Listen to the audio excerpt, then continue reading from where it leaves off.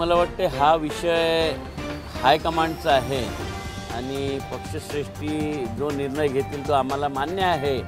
परंतु नागपूर जिल्ह्याचा अध्यक्ष म्हणून मला असं वाटतं की नागपूर जिल्ह्यातल्या शहरातल्या 6 जागांवरही आतापर्यंत काँग्रेसच लढत आली आणि काँग्रेसने चांगले मतं घेतले आहे। म्हणजे 50,000च्या वरचंच मताधिक्य आतापर्यंतच्या इतिहासात या जागांवर आहे आणि तिकीट वाटप करत असताना पक्षश्रेष्ठी मग ते महाविकास आघाडीतले तिन्ही घटक असतील हे हाच विचार करतील की या मतदारसंघांमध्ये बेस कोणाचा आहे। जिथे काँग्रेसचा बेस आहे तिथे काँग्रेसला, जिथे शिवसेनेचा बेस आहे तिथे शिवसेनेला, जिथे NCPचा आहे तिथे त्यांना।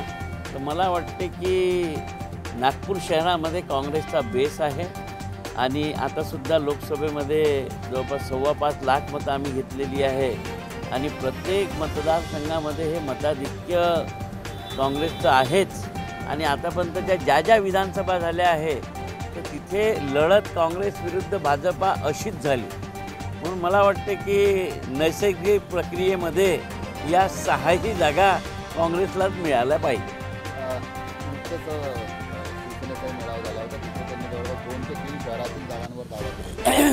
नाही, मागणी दावा करणं हे त्यांचं काम आहे, परंतु जेव्हा आमचे पक्षश्रेष्ठी सर्व बसतील त्यांच्यासमोर नागपूरचा हिशोब राहील की आतापर्यंतच्या 5-10 विधानसभामध्ये या 6ही मतदारसंघामध्ये कोणी किती मतं घेतले त्यावर निर्णय होईल असं मला तरी वाटतं।